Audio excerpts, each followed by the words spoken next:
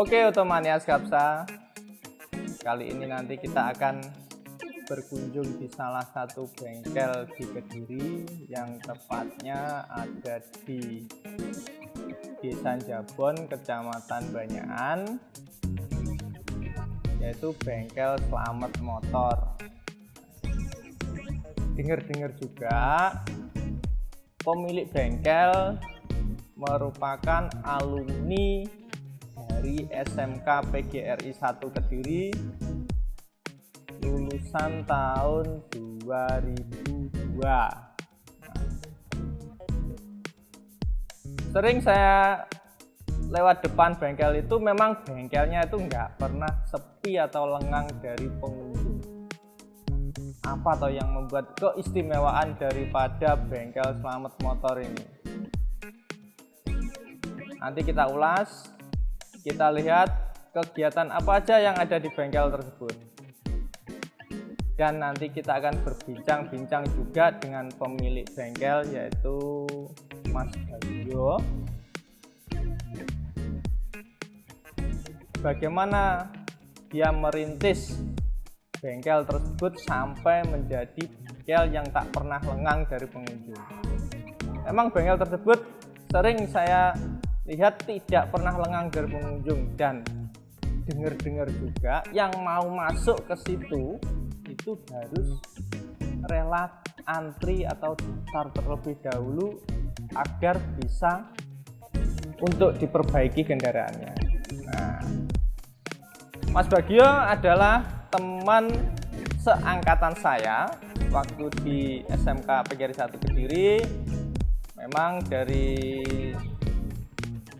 latar belakangnya memang dia sudah punya keinginan untuk meneruskan atau membuka bengkel di rumah itu. Nah, oke, mungkin kita langsung aja ke sana. Kita lihat, kita interogasi si pemilik bengkel.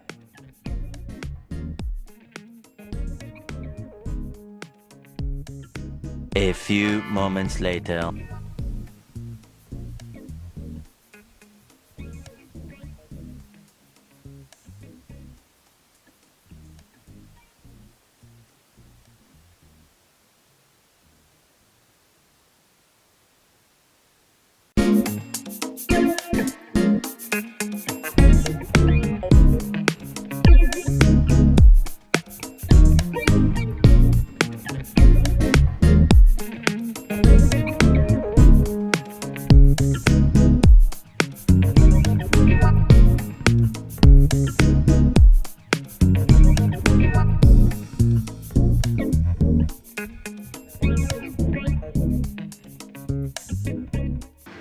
Salam Otomania Skapsa. Nah, kali ini kita berada di salah satu bengkel di kota Kediri, tepatnya di bengkel Slamet Motor. Berada di Desa Jabon, Kecamatan Banyakan. Nah, kenapa toh kita ke bengkel Slamet Motor ini? Selain sebagai partner kerjasama dengan Skapsa di bidang Iduka, ternyata pemilik dari bengkel Slamet Motor ini juga alumni dari SMK PGRI 1 Kediri. Saya sering lewat sini itu ya, itu kok tidak pernah sepi dari pengunjung. Nah, terus saya juga penasaran, kenapa kok bengkel Slamet Motor ini berdiri? Oh, kalau sejarahnya bengkel ini turun temurun dari bapak. Kalau bapak mulai buka tahun ini, buka bengkel di sini tahun 75. Dengar juga Mas Bagio ini adalah alumni SMK PGRI 1. Itu tahun berapa Mas Bagio? Kalau nggak salah tahun 2001. Nah, terus saya lihat juga di sini itu tidak pernah sepi dari pengunjung. Yang ini mengerjakan apa aja loh Mas Bagio? Kok mungkin banyak pengunjung yang ingin masuk ke bengkel ini? Kalau di sini bengkel mobil melayani ongkir, listrikan, scan mobil injeksi, kaki-kaki, dan lain-lain lah bisa. Komplit juga guys, ternyata di sini bisa mengerjakan semua troubleshooting di kendaraan ringan. Nah, Mas Bang, saya tanya lagi. Dulu di SMK PGRI 1 itu jenengan ambil jurusan apa? Kan? Jurusan otomotif. Oke. Terus di sini juga itu mungkin bisa mengenang masa yang lalu itu waktu ada sekolah itu apa toh yang membuat jenengan itu ingin masuk di SMK PGRI 1 dan ambil jurusan otomotif. Karena pada waktu itu di PGRI 1 prakteknya paling penting di sekolah swasta. Ya, memang kalau melihat dari prakteknya itu di SMK PGRI 1 alatnya sudah komplit loh guys ternyata. Nah, terus saya melihat juga Mas Bang, itu di sini banyak pengunjung yang masuk, apa toh, yang mengerjakan perbaikan di sini tuh. Kalau mekaniknya 3, kalau yang Bandung 2, terus ada anak PSG. Ya. Ini juga saya melihat ada anak PSG dari SMK PGRI 1 juga. Nah, itu apakah sangat membantu di bengkel ini? Bisa dikatakan begitu. Nah, karena anak PSG kan juga peneliti, bukan ilmu di dunia luar, dunia kerja, bukan sekedar teori. Ya mungkin prakrin di sini itu juga sebagai transfer ilmu bagi siswa SMK PGRI 1 juga. Nah, dari pengamatan juga di bengkel itu lebih banyak transfer ilmunya dibandingkan praktek di sekolah. Nah, karena apa? Karena mungkin banyak troubleshooting di kendaraan yang langsung dikenali atau diketahui oleh siswa. Nah, dari siswa prakrin ini Mas Bang yang ada di bengkel sekarang, apakah mereka mampu dengan troubleshooting kendaraan? Itu masih perlu pengalaman. Ini masih kalau dari satu sudah lumayan mengerti, tapi kan masih kalau di bengkel umum kayak gini harus tetap didampingi, nggak bisa langsung cepat. Berarti mereka sebenarnya sudah mendapatkan pembekalan untuk berangkat prakrin ya. Ya, Tadi waktu saya mau berangkat ke sini, itu kendaraan saya itu akinya tekor, harus dorong. Nah, waktu hidup juga itu kok lampu cek engine itu kok nyala. Apakah mungkin dari akinya itu lampunya ganti atau yang dari lampu cek engine itu kira-kira apa ya Mas Hendro? kalau masalah utama nggak ada pengisian, biasanya dari alternator. Kalau alternatornya dicek bagus, berarti akinya yang rusak. Kalau masalah yang dicek engine nyala, itu seharusnya harus di-scan dulu biar tahu problemnya di mana, sensor apa. Kalau belum di-scan sudah sulit, masalahnya di mana, problemnya di mana, apa. Jadi untuk mengetahui dari troubleshootingnya yang di engine itu kita harus melakukan pencegahan. Karena mungkin nanti dari siswa yang prakrin di sini mungkin nanti saya minta tolong untuk cek juga di kendaraan itu. Itu sejauh mana tuh mereka itu bisa juga menangani kendaraan itu. Nah, terus ini juga saran-saran dari bengkel itu tentang program sekolahan, tentang prakrin, ini bagaimana Pak? Kalau saran saya kalau cuma teori di sekolah itu kurang. Kalau ini kan prakerja ini bagus, sangat bagus untuk siswa karena apa, untuk menghadapi dunia luar setelah lulus dari SMK itu sudah siap kerja, terampil, kan udah ibaratnya udah membawa pengalaman dari prakerja ini. Jadi sangat mendukung sekali ya. Betul. Itu. Jadi untuk program dari Prakerin ini. Dan harapan kita juga itu siswa dari SMK Prakerin 1 ini bisa membawa nama baik juga berdasarkan Prakerin 1 sendiri lah. Nah,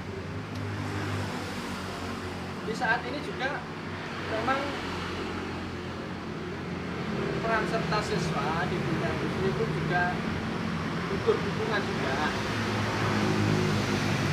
Mungkin apakah bisa itu siswa sini tuh menurut jenengan itu kalau bersaing di dunia industri itu apakah mereka sudah siap mampu gitu loh?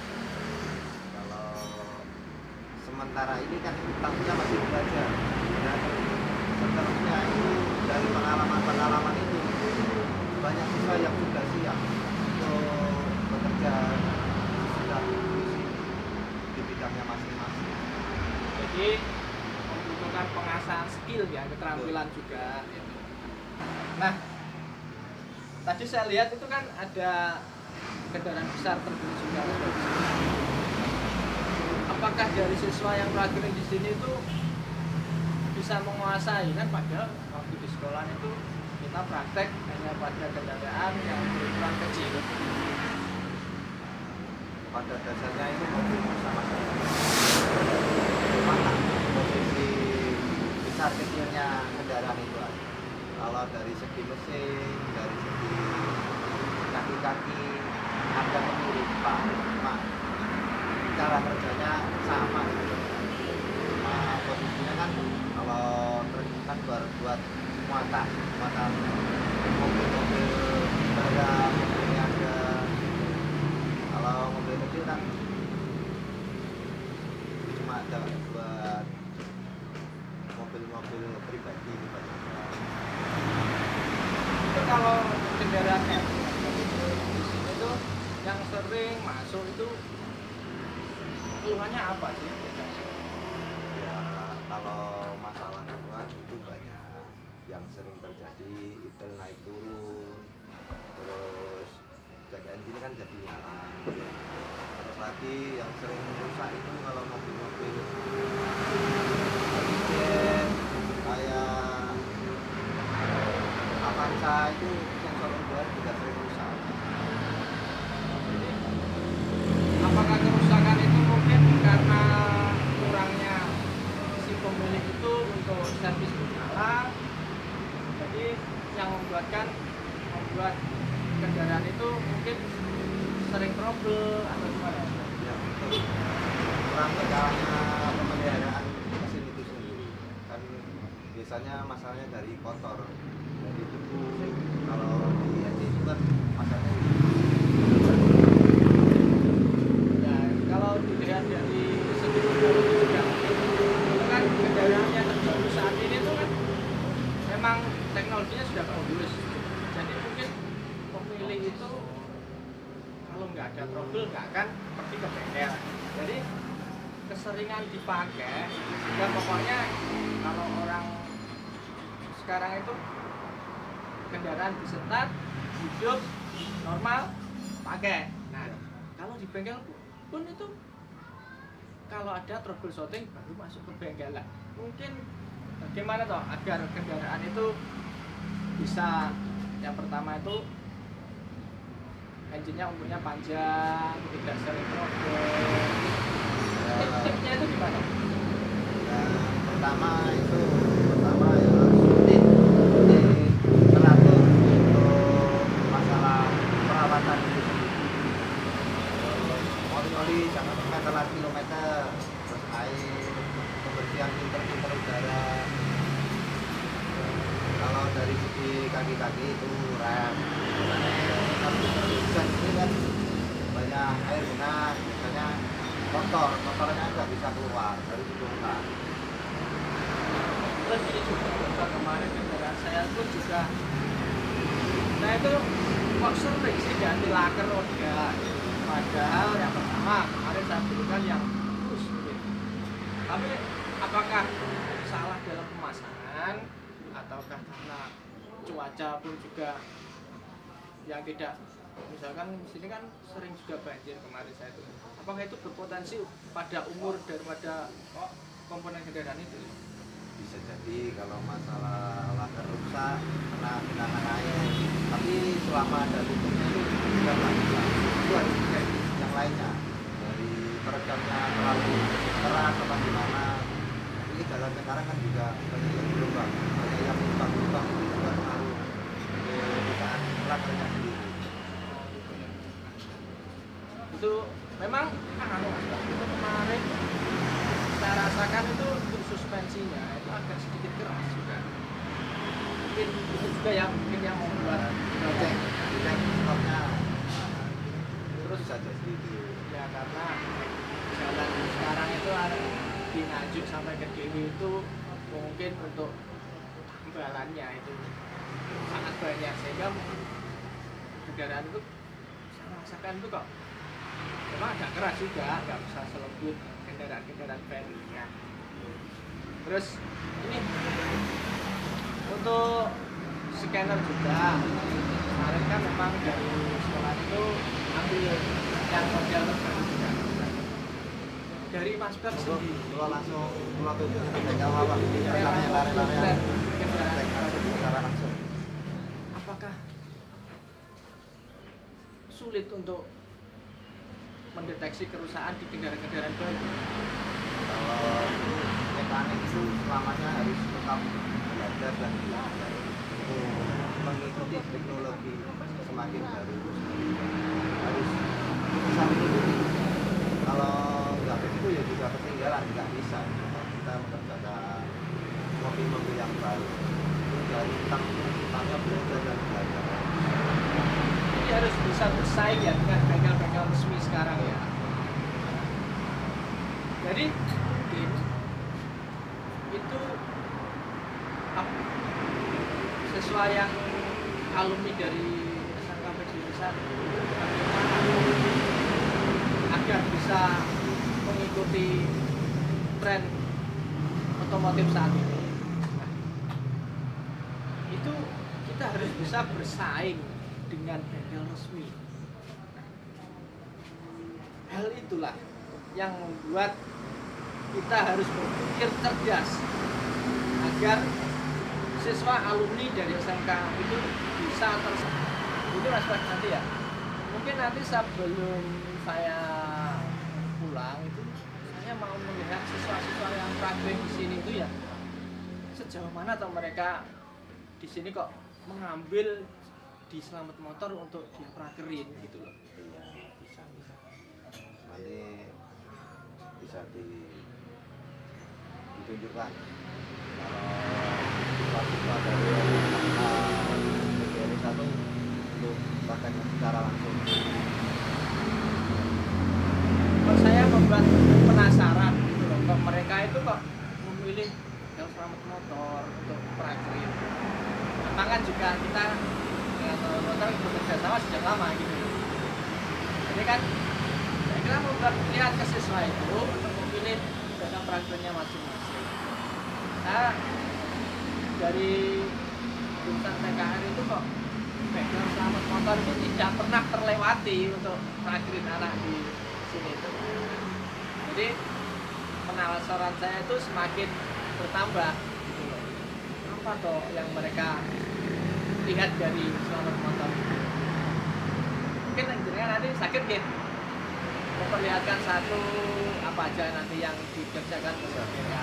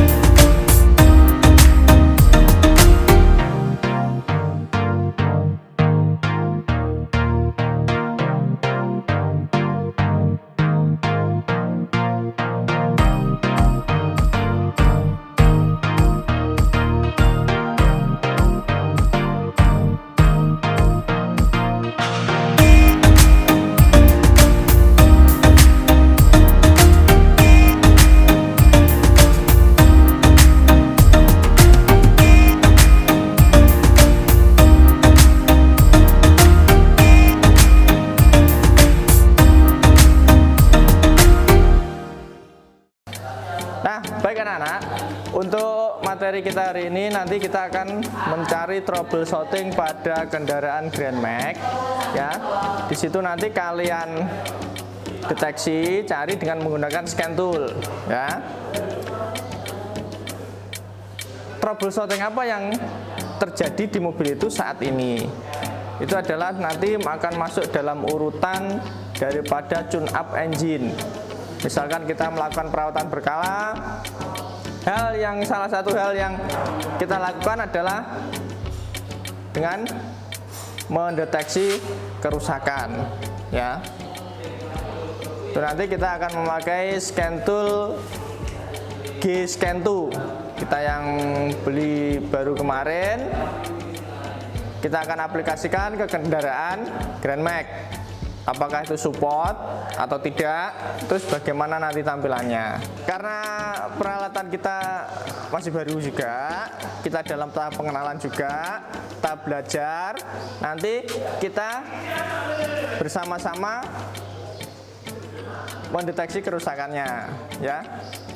Nah, untuk peralatannya nanti saya ambilkan, saya jelaskan ke kalian untuk cara penggunaannya ya. Tuh. Bentar, saya ambilkan dulu ya. Oke anak-anak, ini adalah scan tool kita yang terbaru ya. Jadi nanti kita bersama-sama kita belajar, apabila terkendala kita bisa saling sharing ya. Untuk modelnya dan tipe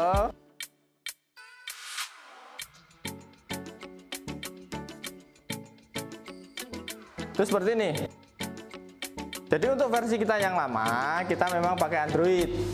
Karena Android dan Bluetooth itu dalam penggunaannya membutuhkan jeda waktu juga, nanti terlalu lama, maka kita beli yang terbaru, yaitu dengan menggunakan kabel OBD 2. Nanti langsung kita colokkan, kita nyalakan, maka kita pilih kendaraannya juga dulu ya. Bentar.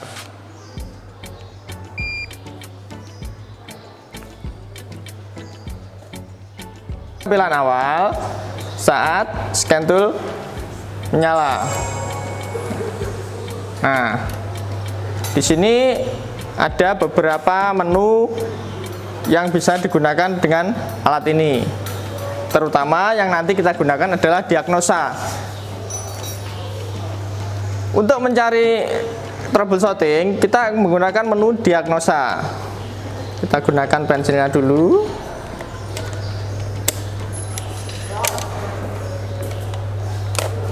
Nah, nanti seperti ini ya. Kita tekan pada diagnosa. Kita tunggu. Nah, kita masuk ke jenis kendaraannya yang akan kita periksa kerusakannya. Misalkan di situ kita pakai Grand Max buatan dari Daihatsu. Ini kita pilih Daihatsu. Nah, di sini ada internasional dan domestik Jepang. Kita ambil saja yang internasional ya. Di situ nanti dia akan mencari sendiri. Misalkan seperti itu. Nah, terus setelah berpindah menu, kita ambil yang diagnosis atau pemeriksaan. Nah, kita tinggal pilih di sini ada FI, automatic, CVT, idle stop, power, ACC atau adaptive cruise control, ya. Dan masih banyak di sini nanti. Tapi kita nanti menggunakan salah satu saja. Di sini ada ABS, ya. Nah, kita ambil nanti yang di FI. Nah, ya. Setelah kita muncul di sini, kita oke.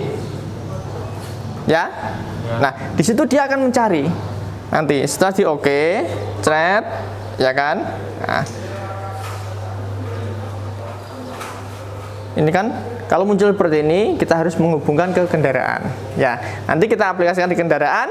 Nah, setelah mengaplikasikan di kendaraan, kita nanti akan bisa melihat menu yang di dalamnya. Oke? Nah, mungkin itu sekilas dari penjelasan saya tentang G-Scan 2. Sama, memang seperti scan-scan yang lama yang kita miliki. Akan tetapi di sini dia pembacaannya mungkin lebih cepat, ya, karena teknologi yang sekarang itu semakin baru, semakin canggih dan semakin intelligent, ya. Tuh, oke, kita pasang dulu kabel OBD-nya ya, anak-anak. Nah, nanti setelah ini terpasang, kita ke kendaraan. Ya, mari kita ke kendaraan. Ayo.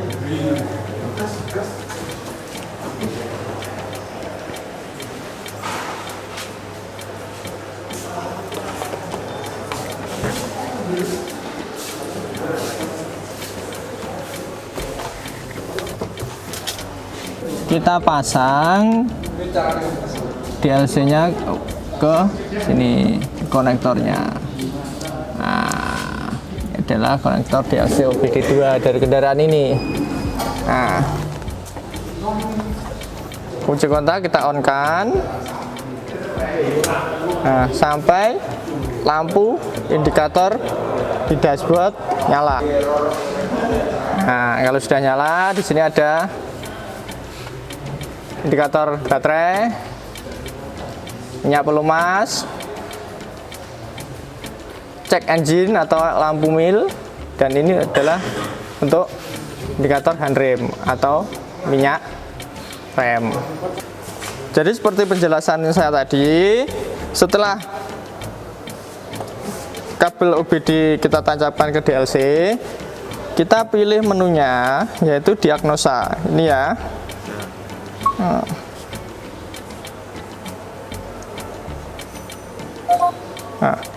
kita pilih tipe kendaraannya, buatan Daihatsu. Nah, sini setelah muncul ada internasional, Jepang domestik, kita pilih yang internasional. Nah, terus kita masuk lagi ke sini, menunya ada diagnosis dan customize. Kita pilih ke diagnosis. Nah, untuk mencari troubleshooting pada engine, di sini kita harus memilih menu yang EV atau engine, ya, karena yang kita periksa nanti adalah untuk engine. Setelah kita pilih, di sini akan muncul, ya kan? Lalu kita oke.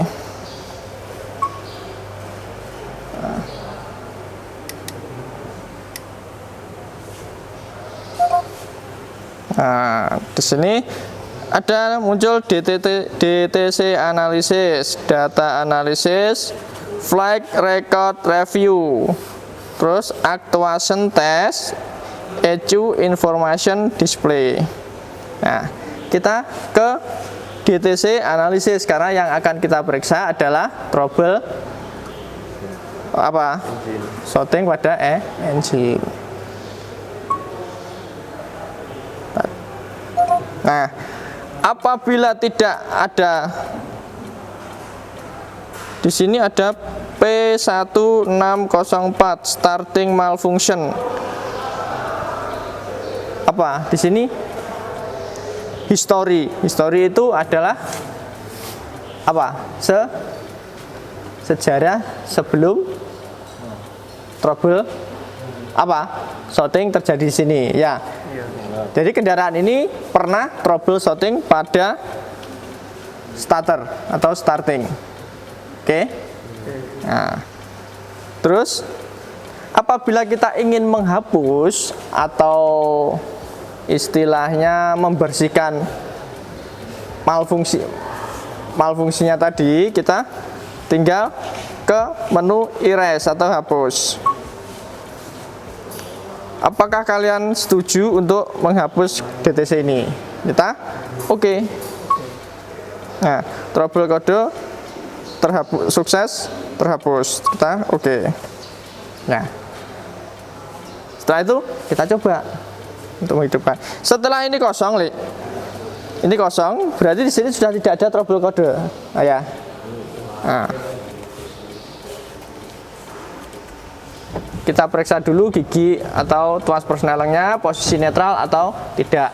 Jadi saat pertama kali kita akan menghidupkan kendaraan, kita pertama kali yaitu kita cek pada tuas persneleng, harus pada posisi netral ya.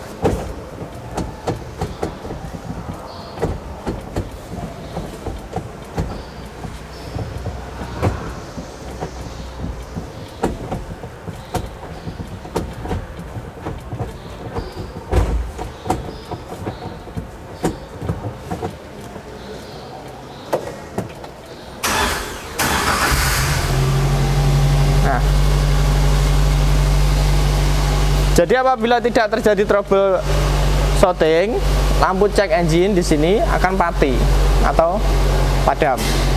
Apabila cek engine-nya menyala pada saat mesin hidup, maka mesin atau engine posisi tidak normal ya. Harus kita cari dulu menggunakan scan tool kerusakannya di mana. Setelah kita tahu kerusakannya di mana, baru kita perbaiki. Ya, itulah gunanya atau fungsinya daripada scan tool ya. Jadi kita tidak berangan-angan, "Wo, yang ini, yang ini, yang ini, yang ini." Jadi kita langsung ke sumbernya ya. Nah, itu nah, nanti kalian coba satu persatu ya untuk penggunaannya ya, seperti tadi yang saya jelaskan. Oke Otomania Skapsa, mungkin itu aja yang dapat kita sampaikan. Salam Otomania Skapsa.